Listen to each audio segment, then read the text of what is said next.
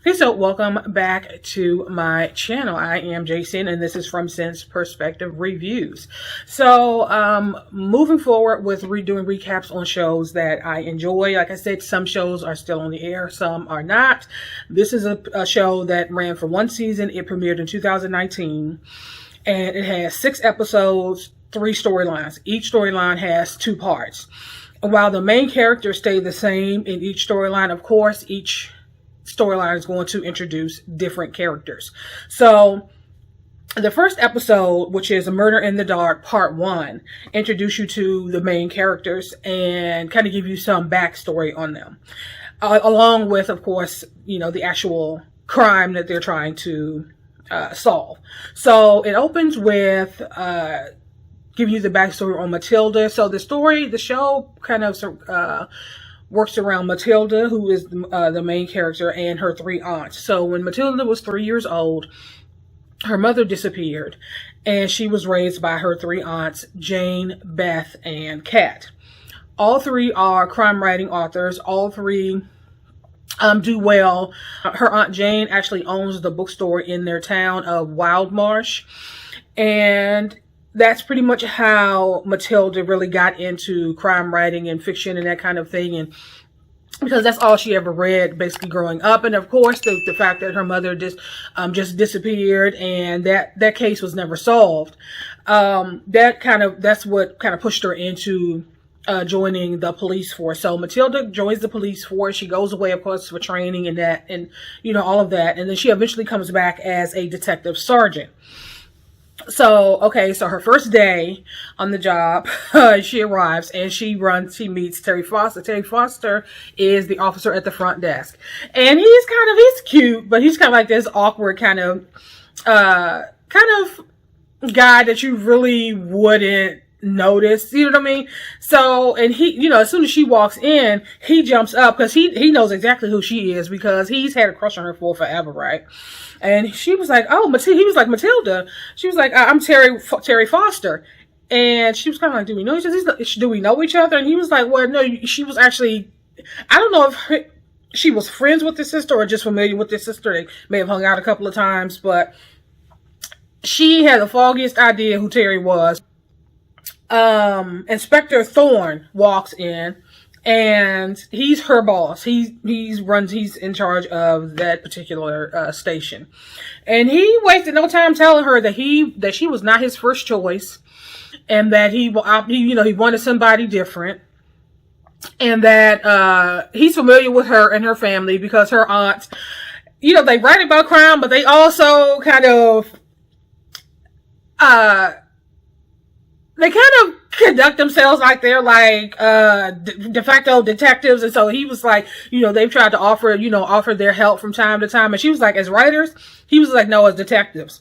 So she was like, okay. So he's basically telling her that he doesn't want her aunts involved in any of their cases. He just, he doesn't, we gonna do things by the book.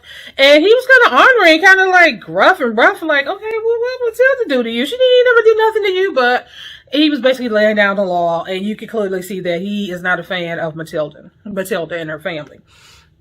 Or so we think. So the ceremony is the Golden Pickaxe Award that Lady Hilding has every year for crime writers. So it allows, crime writers to be acknowledged. It's like, I think they usually have like 5 nominees a year. But it also allows for other crime writers. You can kind of see, like, they have their booth set up with their books, and people are able to come out and talk to their favorite authors and get their book signed, that kind of stuff. And so one of her aunts, Beth, is actually one of the nominees for that year. So Lady Hilding, she has all the nominees on the panel, and of course you have the people there that they're able to ask questions and about the author, and then their process and the whole thing. And so the nominees for that year was Oscar Prescott, who was the most famous of the group. Isabella Wolf, Benjamin Kingston, and of course Matilda's aunt Beth Stone. And so, while they're all successful in their own right, a lot of people really did come to see Oscar Prescott. He's the most prestigious. He's had the most success, and he has his own crime writing series, Charlie Palmer has been his cash cow for a number of years. They actually made a point to say that the book that he's working on now will be the 24th book in the series. And so they're able, start asking questions, and I was asking him about the new book, if he could tell them what the new book was about. And he was like, well, no, my publisher wouldn't like me, to give it away before I've submitted, the book for publishing. And so obviously his publisher was there, Guy Ashton. He was kind of making the facial expression like, yeah, sorry, my bad. And then he decided, oh, well, I'm going to tell you. And so, of course, his facial expression changed, like, okay. So he starts going in about, it's actually about a story that happened here at Hilding Castle. And of course, Lady Hilding is like, what is, she has no idea what he's about to say. And he was saying that how her mother had allowed him to use their library to research the story. And it's about a death that happened on the property regarding, Lord Taldridge, I believe that's who it is, which would be Lady Hilding's father or grandfather or something, and how someone ended up being shot during it was a hunting accident or something, and then Lady Hilding feigned some neck pain, and so, like to distract her. She's like, okay, I don't want my family, my dirty little family's dirty laundry being aired, and I don't know what he's about to say, and I don't want no problems. So she interrupts his little summary of what his new book was going to be about. And she then goes into saying that, we're going to end the Q&A. And of course, the award ceremony was later on that night around 7:00. So, wanted people to come back for that. Okay. So we flash to the lobby, and a guy, Tobias Young, he walks in, to check in. And he makes it a point to say that he doesn't want, he's an agent, a literary agent, and he makes it a point to say, I don't want anybody to know that I'm here. So no sooner than he steps to the side, Guy Ashton walks in, which is Oscar Prescott's publisher agent, and she has a phone call for him. So he's on the phone, and he doesn't realize that Tobias Young is standing nearby. And so whoever he's talking to, he's telling him that no, Oscar hasn't signed the new contract, and the person is telling him that we need him to sign this contract. So basically, you get the point that it's extremely important for Oscar, for them to get him to sign on, because he's been their cash cow for all these years, and his books are a guaranteed moneymaker. And so he got off the phone, and this beeping and something starts going off. You see that Guy Ashton actually has heart problems. I don't know if he has some type of pacemaker, some kind of something. So he needs to take one of his pills, and it was a whole dramatic scene. So they're outside, at their booth, and Sinclair, Isabella Wolf, and Kat, they're talking, and she was talking to Isabella about her book, and she had gave Kat a copy of the book and signed it, and she was talking to her, and Isabella made a point to say, well, they're saying, and they thought that I was done and washed up, and Kat was like, well, you were real, kind of, sort of, people really didn't think that you had, another book in you.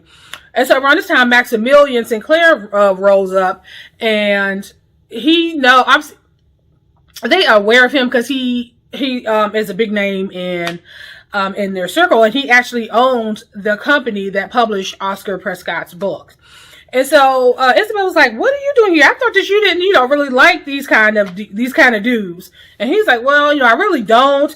I find them dreary and, basically boring. I don't really like sitting through all this. But Guy asked him to come, I'm assuming to kind of help push Oscar into resigning with them. And so they talked for a little while. And then you see Oscar and Tobias, they're walking, and they're talking, and Tobias is trying to get Oscar to sign with him, and how it's important for him to sign with him. Now, he's aware that Tobias has a gambling problem. Tobias has a bandage on his arm. It looks like, may have been a cast or something, may have been fractured or something. He owes some folks some monies.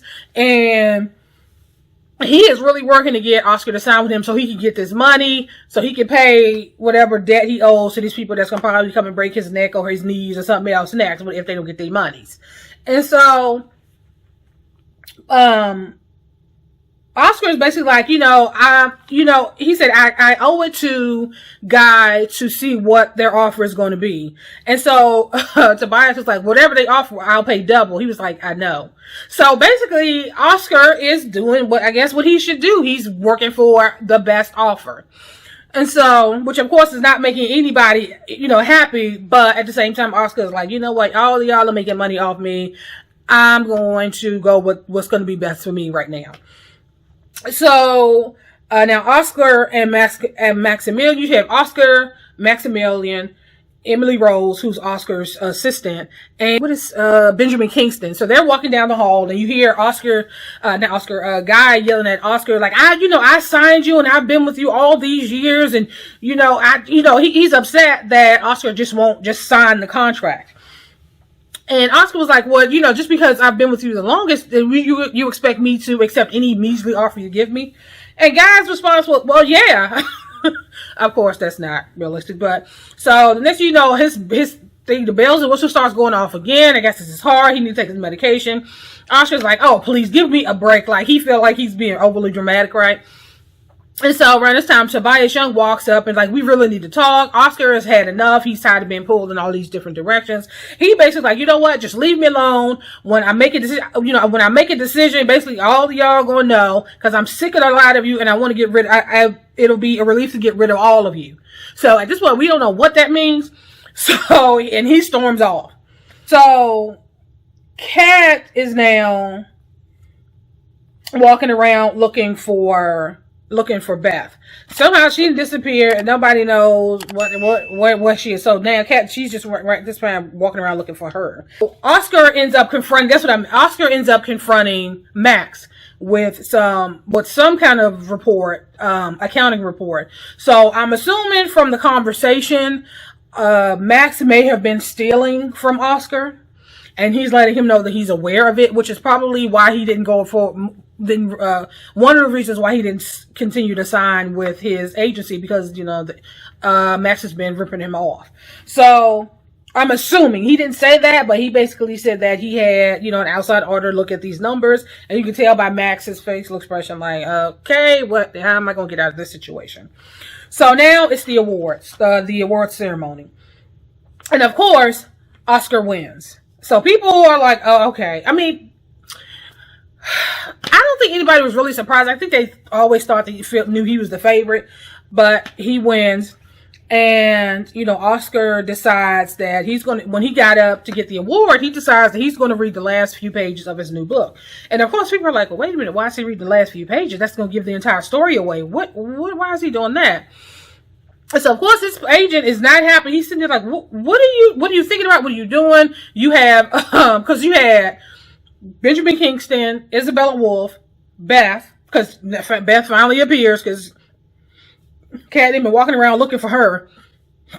Excuse me. Guy Ashton and Emily Rose, Oscar's assistant. And so when he decided he was going to stand up there to read the last few pages, all of a sudden Emily got sick and she had to sit down, and it was just kind of this little do. I mean, it didn't disrupt what was going on because it was like off in the corner, but they made it a point to focus on that. So he got up and started reading the book, and he's about to give it away. And then the next thing you know, the lights go out. You hear a crash, a scream, and next thing you know, the lights come on, and you see Oscar dead. With I don't know, was that the award embedded in his head? Like somebody took the award and bashed him in the head with it, Oscar was dead on the ground. He was dead to the ground. And so of course people are screaming and trying to figure out what the hell happened, and it was a lot. It was a lot. Okay, so Matilda, she's at the police station and she gets the call that a murder has happened. And so she gets to the scene, and of course her aunts are there, because at this point they haven't seen each other, because she went straight to the station and she had to start working. She didn't get a chance to go and see them. So While she's standing there with Inspector Thorne, her Aunt Jane's like, Betty, Matilda. She was calling her, and she's like, I'm kind of working. Like they wanted her to know that they were there, right?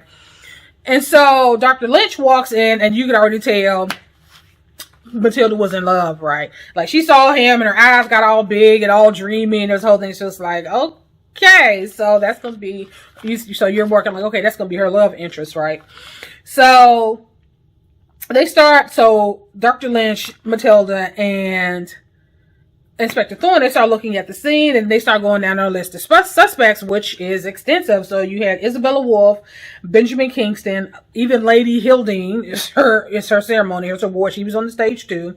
Emily Rose, Max Sinclair, Tobias Young, and of course Beth Stone.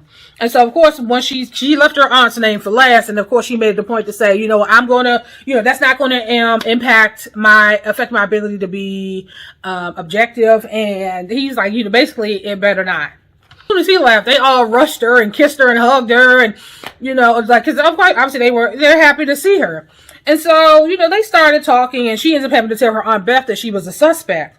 And her Aunt Beth was like, so around this time, Isabella Wolf came out, and she's kind of listening to the conversation, and she hears Beth say, why would I be a suspect? I don't even know Oscar Prescott. And she basically tells her, well, that's neither here nor there. You just don't go anywhere, basically. And so Matilda went on to do what she needed to do, and then by the time they turned around, Beth was gone again. So they were like, where did she go now? So Matilda started with the interviews. And so, but before they started getting the people together for the interviews, and so as they were walking, you saw Maximilian, and I wonder if it was Guy Ashton, they were walking down the hall. And Jane made it a point, because Jane and Kat were standing against the wall. And Jane made a point and said, do you smell smoke? And Kat was like, no, I don't smell anything. And so as Maximilian was walking down the hall, she saw ashes on his pants. They made it a point to focusing on that. So he went and sat, I guess, with everybody else, waiting for their turn to go in and talk to Matilda. And so the first person, it was two people in there. So it was Emily Rose, Oscar's assistant, and Benjamin Kingston. You could tell that Benjamin Kingston has a thing for Emily Rose, but Emily starts telling her how she met Oscar and how she got the job with him, how she was his biggest fan and she ran his fan club, and then eventually he called her and asked her if she would be his assistant. And so she has been his assistant all this time.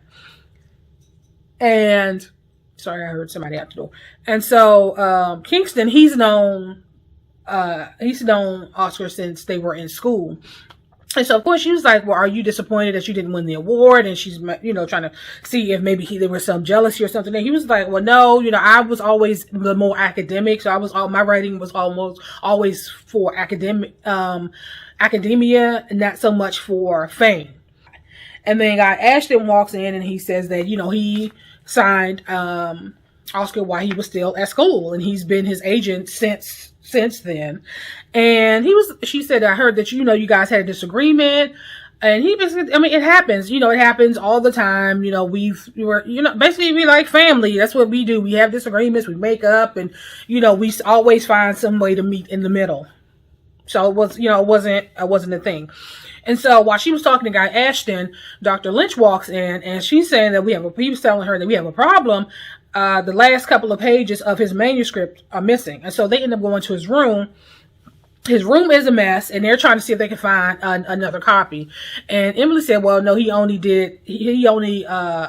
wrote by hand because he was always, so there's only that one copy. He was always afraid of somebody stealing his work or something. So he only ever did things by hand. There was only ever one copy.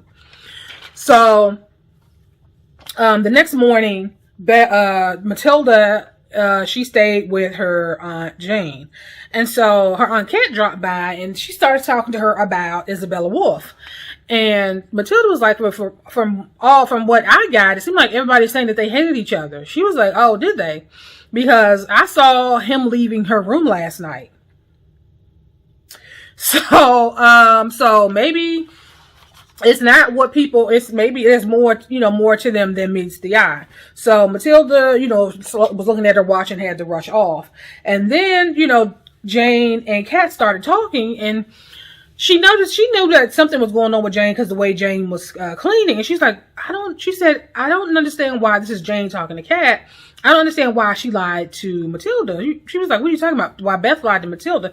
She was like, I saw her arguing with Oscar Prescott. And so why would she lie to her and say that she didn't even know him?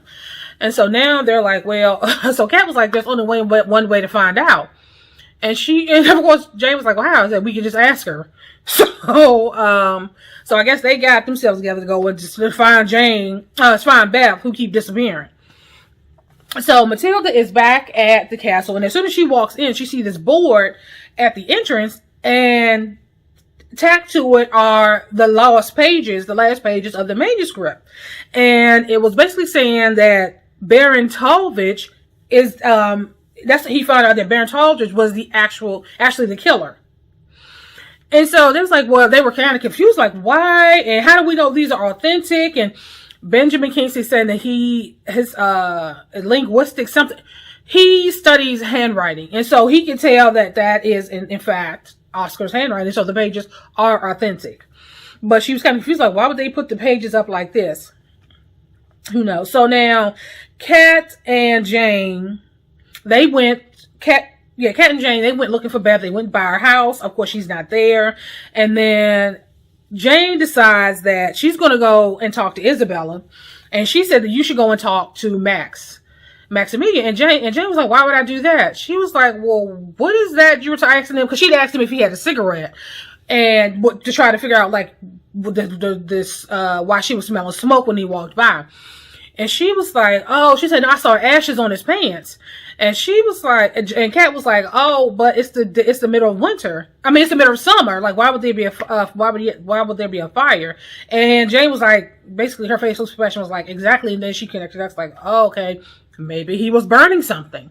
So, Kat, she ends up finding Isabella in a cemetery, and she was looking, standing over a grave, kind of emotional and stuff, because Kat was like, I wonder what's that all about? And the grave was for a Sadie Hansen.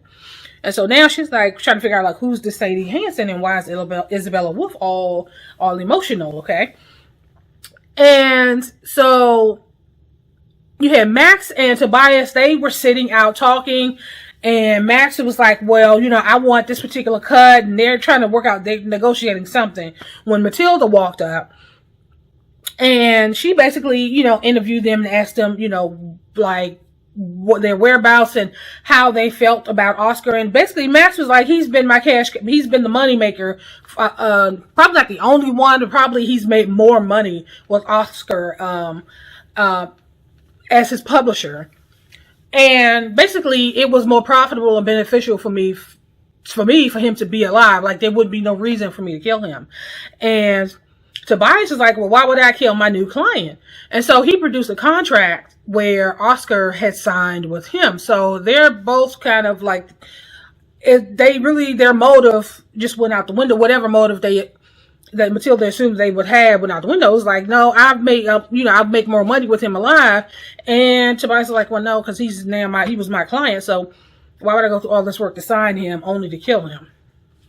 So Jane, she broke into Maximilian's room, and she saw that he did have a starter fire in the fireplace, and she saw like a half burned, like this little piece of paper that said audit. So he was actually burning the audit report that Oscar had given him, I guess talking, showing some discrepancies in the finances.